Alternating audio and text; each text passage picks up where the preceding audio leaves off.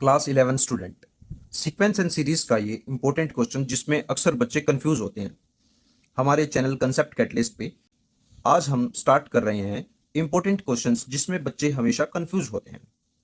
तो आज की वीडियो में हम देखेंगे सीक्वेंस एंड सीरीज का एक्सरसाइज 8.2 का एक क्वेश्चन जिसमें गिवन है कि ए बी सी और डी जो है हमारी जीपी में है, तो आपको शो करना है इसमें A square plus B square plus C square bracket B square plus C square plus D square, इन दोनों की प्रोडक्ट किसके इक्वल आएगी, ब्रैकेट में A B plus B C plus C D का स्क्वायर। इसको इक्वेशन नंबर 1 मानते हैं। तो एक बार आप खुद ट्राई करके देखिए इसको कैसे सॉल्व करेंगे, फिर हम बताते हैं। देखो, इसको इक्वेशन नंबर 1 मान लो। इसको सॉल्व करने के लिए सबसे पहले जो हमें गिवन है A plus A B C and D GP में है, उससे मैं क्या लिख सकता हूं, कॉमन रेशियो क्या होता है, next term upon previous term. तो बी अपॉन ए बराबर होगा हमारा सी अपॉन बी बराबर होगा डी अपॉन सी, क्योंकि तीनों ही हमें कॉमन रेशियो देते हैं। यहां से मैं अगर क्रॉस मल्टीप्लाई करके इसको सॉल्व करूं तो मुझे मिलेगा B square is equals to A C और यहां से C square is equals to B D. और एक बार फर्स्ट और लास्ट टर्म को कंपेयर करके क्रॉस मल्टीप्लाई करते हैं तो मिलेगा मुझे B C is equals to A D. बस इन तीनों को ही एक नाम दे दो, जैसे 2, 3 और 4। अब इन्हीं की हेल्प से हम ये सॉल्व करेंगे। सबसे पहले तो हमें जो प्रूव करना है उसको राइट हैंड साइड को लेकर के चलते हैं। जब हम राइट हैंड साइड को देखें उसमें है ब्रैकेट में A B plus B C plus C D का होल स्क्वायर। अब जरा देखो, मुझे बी सी का पता था वो ए डी के बराबर है, तो यहां पर मिडिल टर्म जो बी सी है उसको ए डी पुट कर दो। तो मुझे क्या मिल जाएगा, मुझे मिलेगा ए बी प्लस और इसमें से डी कॉमन लेने के बाद ब्रैकेट में C plus A bracket close और कंप्लीट स्क्वायर। यहां पर मेरे पास ए प्लस बी का होल स्क्वायर की आइडेंटिटी लगेगी, वो होता है हमारा A square plus B square plus 2ab।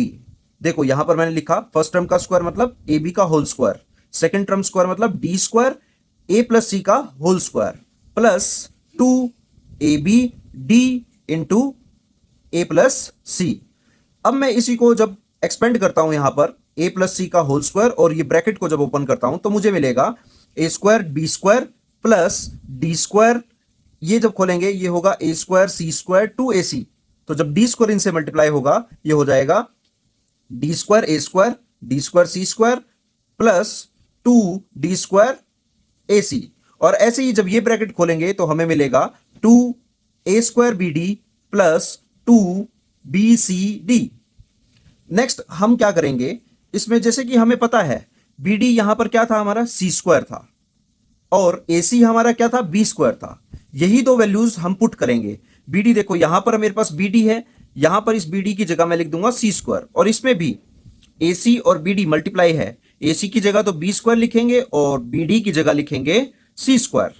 ठीक है, इतना करने के बाद मुझे मिल जाएगा फर्स्ट टर्म ऐसे कैसे, ए स्क्वायर बी स्क्वायर फिर d square a square d square c square, ये हमारी टर्म हो जाएगी 2d square B square plus 2a square इसकी जगह c square plus 2b square c square. अब क्या करना है, ये जो ट्वाइस है टर्म्स का इन्हें हम 2 बार लिखेंगे।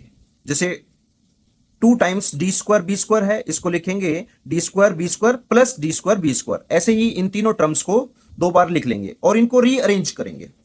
रीअरेंज करने के बाद मुझे कुछ ऐसा मिल गया। अब मुझे करना क्या है, मुझे अगर मैं यहां पर देखूं मुझे ब्रैकेट में चाहिए बी स्क्वायर सी स्क्वायर और डी स्क्वायर, है ना। तो मैं ए स्क्वायर कॉमन लूंगा ऐसी टर्म्स में से जिसमें मुझे ब्रैकेट के अंदर B square plus C square plus D square मिले। जैसे कि फर्स्ट टर्म में ए स्क्वायर सी स्क्वायर है, ए स्क्वायर बी स्क्वायर है, सेकेंड टर्म में ए स्क्वायर सी स्क्वायर है और एक यहां टर्म है जिसमें ए स्क्वायर डी स्क्वायर है। इन तीनों टर्म को मैंने अंडरलाइन कर दिया ताकि मुझे याद रहे इन तीनों से ही मुझे कॉमन लेना है। जब मैं इन तीनों से कॉमन लूंगा तो मुझे ए स्क्वायर तो बाहर मिल जाएगा, ब्रैकेट के अंदर मिलेगा B square plus C square plus D square. अब जरा देखो, अब मुझे सिमिलरली बी स्क्वायर भी कॉमन लेना है। अंदर क्या बचना चाहिए, B square c square d square. तो देखो बी स्क्वायर सी स्क्वायर तो ये है, ऐसे ही बी स्क्वायर डी स्क्वायर ये है। B square into a square कोई टर्म दिख रही है, b square into b square नहीं है ना। लेकिन मुझे पता है यहां एक AC है और AC क्या था, बी स्क्वायर, और AC का स्क्वायर क्या हो जाएगा, B की पावर 4। क्या हो जाएगा, B की पावर 4। तो अब मैं AC की जगह B स्क्वायर लिखा, AC स्क्वायर की जगह B की पावर 4 हो गया, B स्क्वायर C स्क्वायर को ऐसे कैसे और D स्क्वायर B स्क्वायर ऐसे कैसे। अब इन तीनों ऐसा ही काम हम C स्क्वायर के लिए करेंगे। जैसा कि हम जानते हैं ये B स्क्वायर C स्क्वायर है, इसको यहां पर रखा, D स्क्वायर C स्क्वायर है, इसको यहां रखा, लेकिन ये जो DB है हमें पता था DB क्या था हमारा C स्क्वायर, तो DB का स्क्वायर क्या हो जाएगा, C की पावर 4 हो जाएगा। मोस्ट इंपॉर्टेंट स्टेप यही है, यहीं पर बच्चे कंफ्यूज होते हैं। ये जो A स्क्वायर C स्क्वायर है इसको B की पावर 4 पुट करना है, D स्क्वायर B स्क्वायर है इसको C की पावर 4, क्योंकि हमें जो गिवन था उससे पता था A स्क्वायर C किसके इक्वल है B स्क्वायर के और BD किसके इक्वल है C स्क्वायर के लिए। वो B स्क्वायर था, ये C स्क्वायर था और इनका स्क्वायर पावर 4 हो जाएगी। अब बस इन तीनों टर्म में से B स्क्वायर कॉमन लो। जब आप B स्क्वायर कॉमन लोगे क्या बचेगा अंदर, B square C square D square. Similarly यहां पर C स्क्वायर कॉमन लो, C स्क्वायर कॉमन लोगे क्या बचेगा, B square C square D square. अब देखो जरा, B square plus C square plus D square ये तीनों टर्म में कॉमन है, तो अब इस पूरे फैक्टर को कॉमन ले लो। कॉमन ले लोगे तो बचेगा क्या, A square B square C square. अब ये क्या आ गया हमारा पास, ये आ गया इन दोनों की प्रोडक्ट। यही तो हमारा जो प्रूव करना था उसमें लेफ्ट हैंड साइड था, इसलिए हम बोल सकते हैं कि राइट हैंड साइड से लेकर के चले थे और हमारा लेफ्ट हैंड साइड आ गया। इसका मतलब हमारा ये क्वेश्चन प्रूव हो गया। ऐसे ही और वीडियोस देखने के लिए और कंसेप्ट्स को जानने के लिए, जो मुश्किल क्वेश्चन है जिसमें बच्चों को प्रॉब्लम होती है, वो क्वेश्चंस की सीरीज देखने के लिए हमारे चैनल को सब्सक्राइब कीजिए। Thank you.